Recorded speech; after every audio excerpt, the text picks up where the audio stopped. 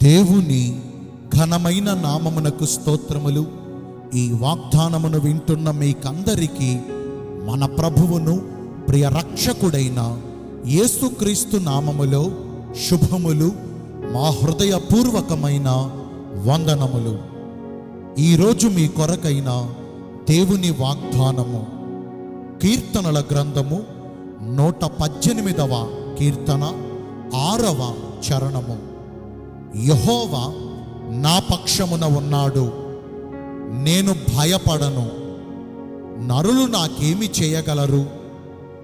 ఈ వాగ్దానమును మంచి దేవుడైన యేసయ్య నేడు మనందరి జీవితములలో నెరవేర్చునుగాక. ఆమేన్. సైన్యములకు అధిపతియును మనందరికీ కాపరి అయిన యెహోవా దేవుడు నేడు మన పక్షమందు మనకు సహకారి అయి ఉండి యుగ సమాప్తి వరకు సదాకాలము మనకు తోడై ఉంటారు. ఇరుకునందుండి మనం ఆయనకు మొర్ర పెట్టగా ఆయన మన మొర్ర ఆలకించి విశాలమైన స్థలమందు ఆయన మనకు ఉత్తరమునిస్తారు.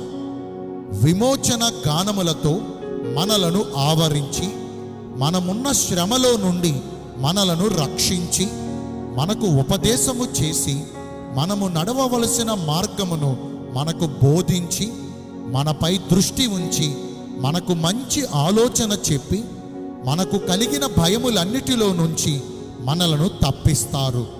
దేవుడే మనకు ఆశ్రయమును దుర్గమునై ఉన్నారు. మనకు ఆపత్కాలము ఎదురైనప్పుడు ఆయన మనకు నమ్ముకొనదగిన సహాయకుడు. మనకు సమస్యలు ఎదురై దీనస్థితిలో మనముండగా మన బంధువులు, మన స్నేహితులు, మనకు ఆప్తులైన వారు, చివరకు మన తల్లిదండ్రులు మనలను విడిచిపెట్టినా యెహోవా మనలను చేరదీస్తారు. మనలను పిలిచిన దేవుడు మన పరిస్థితులన్నిటినీ బాగుగా ఎరిగినవాడు. ఆయన మనలను ఎన్నడూను విడువడు, ఏ మాత్రమును ఎడబాయరు. కష్టకాలమందు శ్రమకు తాళలేక మనం ఆయనకు మొర్ర పెట్టగా ఆయన మన మొర్ర ఆలకించి మనకు తోడుగా మన చెంతను నిలిచి మనమున్న శ్రమలో నుంచి మనలను విడిపించి మనము పడిన ఈ నాశనకరమైన గుంటలో నుండి, జిగట కలిగిన దొంగ ఊబిలో నుండి మనలను పైకి లేవనెత్తి మన పాదములను బండ మీద నిలవబెట్టి మన అడుగులన్నిటినీ ఆయన స్థిరపరుస్తారు.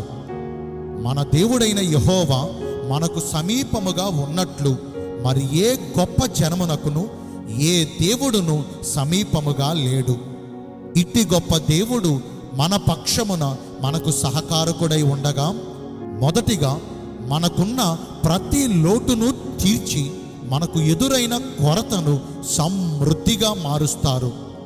మనకున్న కొంచెమును విస్తారమగునట్లుగా ఆశీర్వదిస్తారు. రెండవదిగా ఆయన మన పక్షమందుండగా ఏ విరోధియు మనకు ఏ హానియు చేయజాలడు. ఏ కీడు గాని, నాశనకరమైన ఏ తెగులు గాని మన గుడారమునకు సమీపించకుండా ఆయన రెక్కల మాటున మనలను భద్రపరుస్తారు. మూడవదిగా మనము చేయునదంతయు సఫలమగుతుంది. ఆయన మన పక్షమున ఉన్నారు కాబట్టి మన పనులలో ఎన్ని ఆటంకములు ఎదురైనా, అవి ఎంత కష్టతరమైన పనులైనా వాటన్నిటినీ ఆయన సఫలమగునట్లుగా చేస్తారు. ఆయన మనకంటే ముందుగా పోవచ్చు, మెట్టగానున్న స్థలములను సరాళము చేయుచు ఇత్తడి తలుపులను పగులగొట్టి ఇనుప గడియలను విడగొడతారు. మనము చేయు ప్రయత్నములన్నిటిలో మనకు విజయమును దయచేస్తారు. ఓడిపోవడం కానీ విఫలమవ్వడం కానీ ఆయన మన దరిదాపులకు కూడా రానివ్వరు. సైన్యములకు అధిపతియగు యెహోవా దేవుడు నేడు మన పక్షమునందుండి ఈ ధన్యతలన్నిటినీ ఆయన మనకు దయచేయాలంటే మనము సమస్త విషయాల్లో ఆయనకు అనుకూలముగా ప్రవర్తించాలి. ఆయన దృష్టి ఇష్టము చెప్పున నడుచుకోవాలి. ఆయనకు బాధను కలిగించు క్రియలను మనము చేయకూడదు. మన పూర్ణ హృదయముతో ఆయనను వెంబడించాలి. మన ప్రవర్తన అంతటిపై ఆయన అధికారమునకు ఒప్పుకోవాలి. మన జీవితాలలో అందరికంటే అన్నిటికంటే ఎక్కువగా ఆయనను ప్రేమించాలి. అన్ని విషయములలో ఆయనకు ప్రథమ స్థానాన్ని ఇవ్వాలి. మరి నేటి నుంచి మనము అలాగున నడుచుకుందామా? నేను మీ అందరి కోసం ప్రార్థన చేస్తాను. పరిశుద్ధుడును ప్రేమ కలిగిన మా ప్రియ పరలోకపు తండ్రివైన దేవా, మీ కృప కలిగిన ఘనమైన నామమును బట్టి నిండు మనసుతో కోట్ల కొలదిగా మీకు మా కృతజ్ఞత స్తుతులు స్తోత్రములు వందనాలు చెల్లిస్తున్నామయ్యా. మీరు మా పక్షమున ఉండి మాకు ధన్యకరమైన జీవితమును దయచేస్తానని ఈరోజు వాగ్దానము ద్వారా సెలవిచ్చారు. వాక్యానుసారముగా నడుచుకుని ఈ వాగ్దాన ఫలములను పొందుకునే కృపను నేడు మాకందరికీ దయచేయండి. ఈరోజు ఎందరైతే పుట్టిన రోజులను, వివాహ దినములను, ఇతరమైన శుభకార్యములను జరిగించుకుంటున్నారో వారందరికీ మెండైన దీవెనలు కుమ్మరించమని, మీ రాకడ కొరకు మమ్మను సిద్ధపరచమని యేసుక్రీస్తు ప్రశస్త నామమున ప్రార్థించి వేడుకొనుచున్నాను మా ప్రియ పరలోకపు తండ్రి. ఆమేన్. May God bless you all. Thank you.